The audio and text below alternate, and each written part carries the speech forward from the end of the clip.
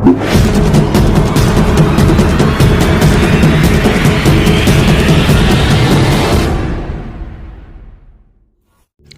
la qabsanayaan deegaanka ee cagahooda ku istaagayaan orod dheer geli karayaan kuwa dhallaanka ee dhalanaya waxay ku qaadanaysaa maalmo.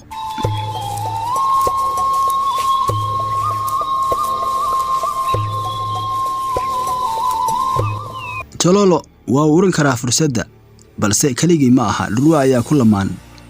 Way u siman yihiin ku soo beegmidda cagaha cusub ee haatan u dhalanaya kuwaasoo aad qani ugu ah in la dili karo. inkasta ay u nugul yihiin khatarta iyo bahaluhu inay cunaan, haddana waqtiyada barwaaqadii dooga iyo raysku waxay yareynayaan urtooda ee dhogorta ka duuli lahayd ee meel fog gaadhi lahayd.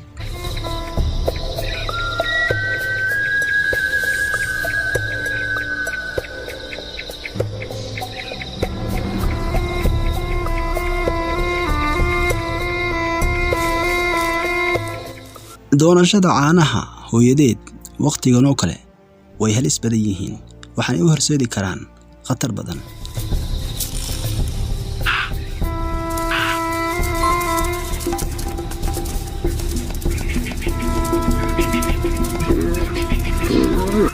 dhurwaagu marka uu xogaarsanayo xayawaanka uu eriyaa ilaa xayawaanku ay daalaan ama ay noogaan oo qabtaan.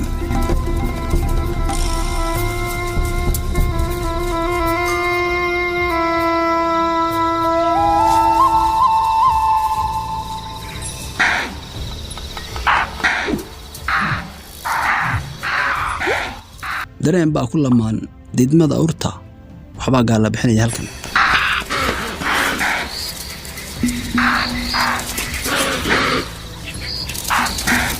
waxaa gees u dadayay dhurwaaga.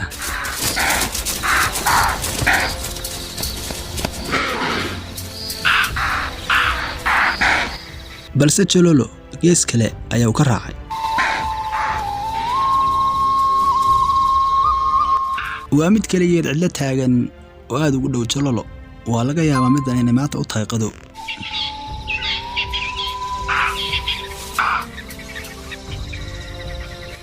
waxba urinayaa Chololo waa dhurwaaga oo ku soo waajahan xaggiisa.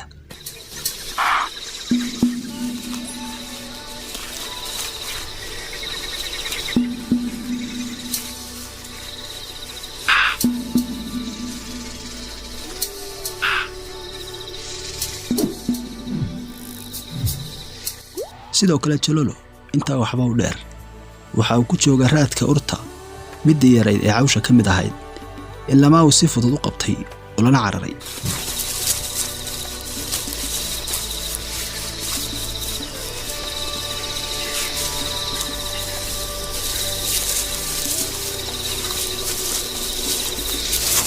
waxaa daba taagan masiibada dhurwaaga waana inuu geedka kala baxsado.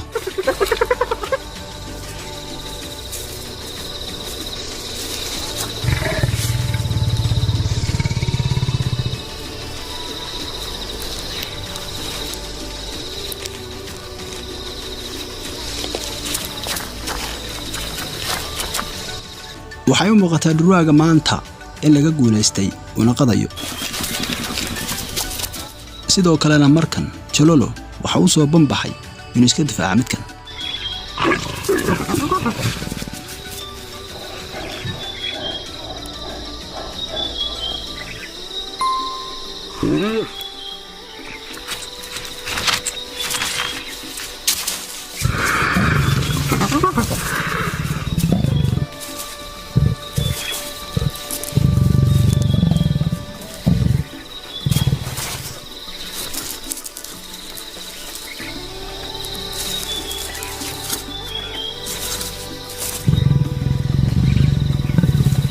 sidoo kale waxaa geedka ka soo degtay midda dhadig ee lagu magacaabo Beauty, midaasoo dhawaan ku soo beertay noloshiisa lagana yaabo inay haatan u diyaar tahay qooq.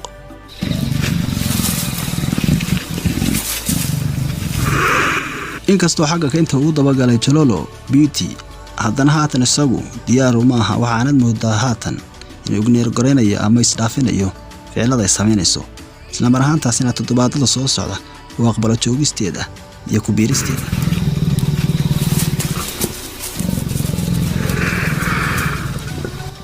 waqtigan qooq uma diyaaraha Jololo sidoo kale dhurwaagu waa mid daba jooga oo hunguri badan waxaanu doonayaa Jololo inuu sii wato noloshiisa askarinimada ee kalinimada ahayd isagoo lugayado taal ka tagay Beauty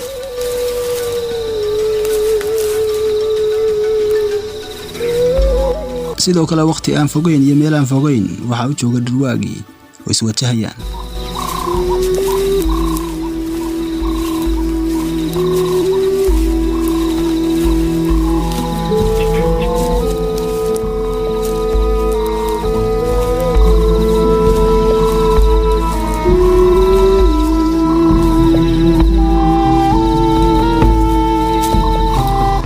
mar dambe ka daalista dabagalka dhurwaaga ayaa uu Jololo waxa uu iskaga nasanayaa meel hadha oo geed hoostiya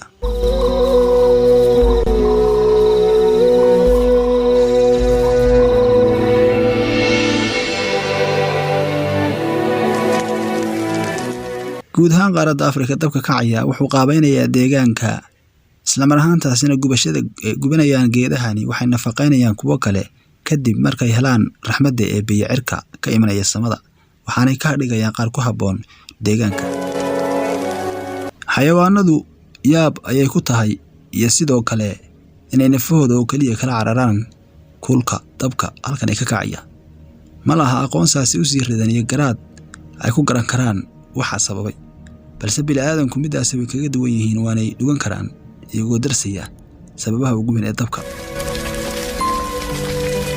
barwaaqooyinkiis xigay doogagii dhaadheera ee baxay iyo cawska haatan u qalalay iyo lulankay dabaylo xagaagu lulayaan ayay ka soo ulkamayaan dababkani halkan ka kacaya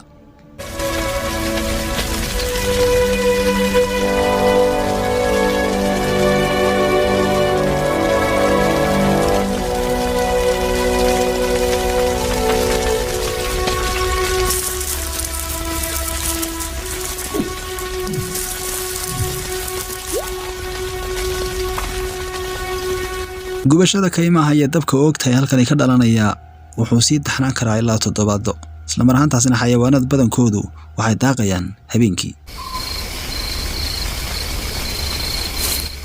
xayawaanada wax ugaadhsada ee aduga inta badan dabka waa qaar ka durka iftiinkana aan jeclayn habeenkii maadaama mugdiga si fiican indhahoodu wax ugu arkayaan balse dhanka kale markaynu ka eegno Jololo isagu dhowr jeer ayaa uu la darsay midan oo kale baqa badan kagama jiro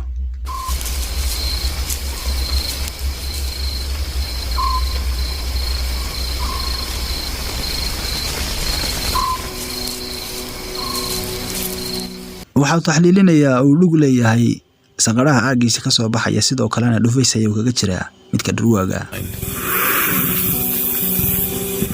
waxa uu ka guurayaa sidoo kale marxaladii dhalinyaranimada isagoo noqonaya mid qaangaadha tan macnaheedu waxa tahay qooq